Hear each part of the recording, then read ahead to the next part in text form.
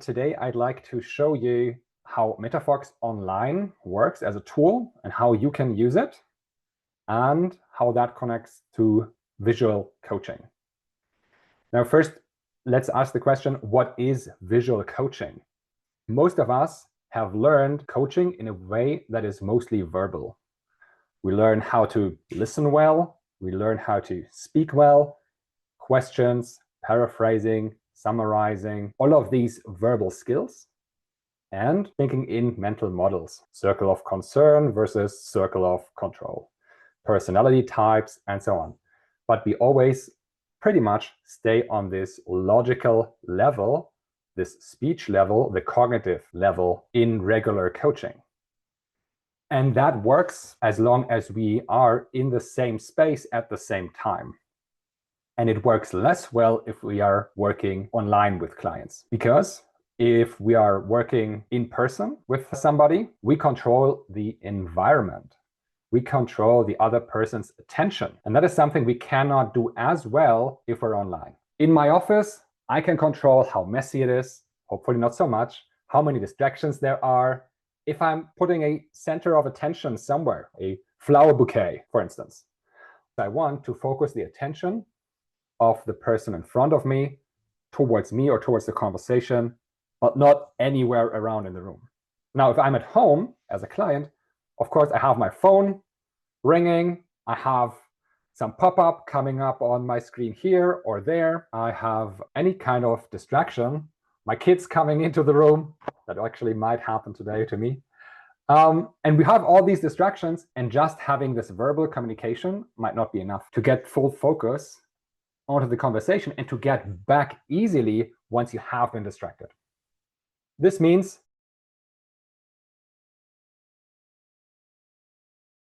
that we have three problems in online coaching, which I think currently there's no good solution for. Number one is an unclear focus. That is what I just told you about. So we can help the client by providing a visual structure, by showing everything that we say, also visually. Secondly, it is much harder to build trust, to create psychological safety in a pure online environment. And so working with tools, working with visual stimuli can help to create that psychological safety much faster. And lastly, in online coaching, we also often have a fragmented process because we might use a tool like Zoom, okay, and then we might use one tool, one whiteboard where we document stuff. And then we might have, let's say, the strength cards. I use them and I show them in the video, right? But then I don't have a good recording of what we did. That means that what we're trying to do here is to create a solution that helps you working with people online in one-on-one coaching much more easily. And let me show you how that works with some demo slides I prepared with Susan Cho, a client that I have online coaching with. Let's jump in here. And we imagine that this is the discovery session. So our first session together. And these are the recordings. So in the very beginning, we of course do some chit chat, but then the main question is, what brings you here? And what is the goal for that coaching session? On here, I can easily record these answers a bit. We can refine them because the other person actually sees what is being written, right? So I can see my own words. From there, we might say, let's look into a bigger vision for the coaching process. Now, what is it like when we're finished? And choose a picture that reflects that vision. We describe it. What are the central elements for you? These are marked here in yellow. And then we talk about what do they actually mean for you? And then we have this interpretation level, which are the green Post-its. I think all of that are things that you're already doing when you're working with clients. But this is just a way to add a visual part to the otherwise purely verbal process. From here, we can dig a bit deeper. Okay, we have that image, we have that vision. Let's look at some other important aspects. For instance, who else is benefiting? Who is supporting you? What would the difference look like when this coaching process is successful? And in this scenario here, we have Susan, and she needs to get together two different worlds, the world of her family and private part and the professional part. I think it's a classic scenario, and find a good way to make that happen, to work around decisions that affect both of these worlds. And then in this first introduction session, we would then explore how our collaboration looks like.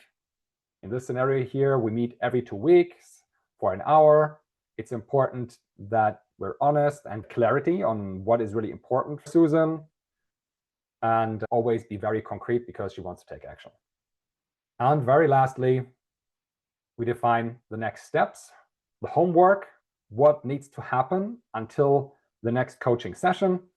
And here, this is about strengths. And she would do the strengths discovery survey, invite other people to give her feedback, and generally ask people in her surroundings how they perceive her. So we want to get some outside feedback. And from there, we would go to session 2 in 2 weeks. So far, everything I said and showed here are things you're already doing.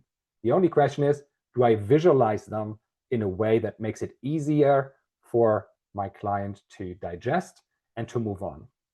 So what we're having here from a functional perspective is a coaching journey. And that means we have different clients, in this case, Susan, and we looked at the discovery session. And you could see that one session has several boards. And in the boards, I can use several tools. So the hierarchy that a software always brings is we go from client to session, from session to boards, and from boards to tools.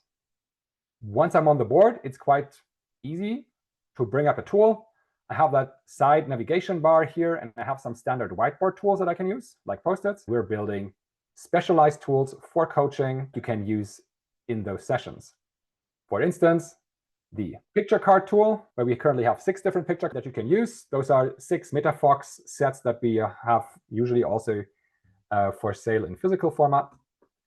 And then once you open it, this other pop-up comes up and you can make your selection here. And just as you saw the picture cards here, we also have word cards that you can already use, value cards, strength cards, needs cards, beliefs cards, and 2 more. And also here, how does that look like when you are in the selection mode? These are the strength cards, for instance. We selected those. And this is then how it looks like. And I can select several cards here on the question, what are my strengths? At that point, it's really a question of your creativity as a coach to use the tool. But that's the same as with the cards in a physical format.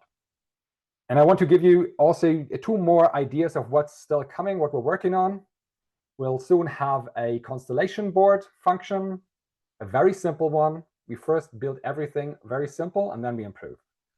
And here you can see that we'll have these different figures, partially in different colors. You can adjust the size, the orientation, and then you can do simple constellations here. For instance, in this case, we have 2 groups. The parents are focused on the sister, and my brother and I are over here doing our own stuff, moving outside of the board. And that could be a scenario in which I have a client, which is one of these figures over here. And we talk about how their family constellation was at a certain point in time and their experience there and how it shaped them.